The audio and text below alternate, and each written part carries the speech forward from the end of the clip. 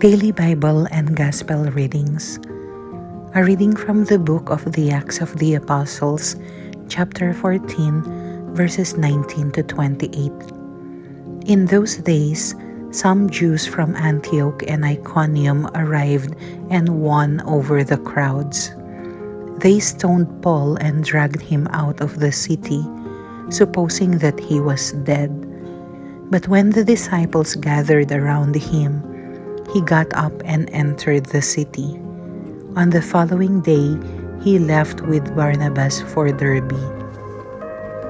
After they had proclaimed the good news to that city and made a considerable number of disciples, they returned to Lystra and to Iconium and to Antioch. They strengthened the spirits of the disciples and exhorted them to persevere in the faith, saying, "It is necessary for us to undergo many hardships to enter the kingdom of God." They appointed presbyters for them in each church, and with prayer and fasting commended them to the Lord, in whom they had put their faith. Then they traveled through Pisidia and reached Pamphylia. After proclaiming the word at Perga, they went down to Attalia. From there they sailed to Antioch, where they had been commended to the grace of God for the work they had now accomplished. And when they arrived, they called the church together and reported what God had done with them, and how he had opened the door of faith to the Gentiles.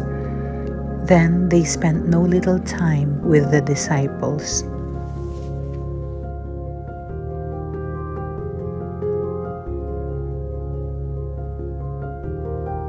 Daily Gospel from the Gospel according to John, chapter 14, verses 27 to 31a.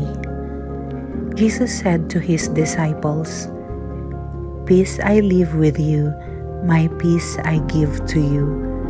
Not as the world gives, do I give it to you.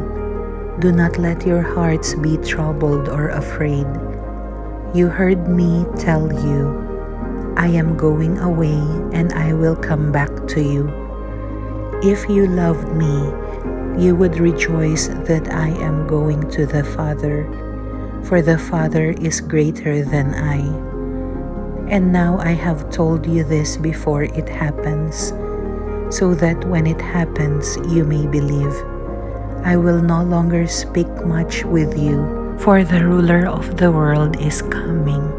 He has no power over me, but the world must know that I love the Father, and that I do just as the Father has commanded me.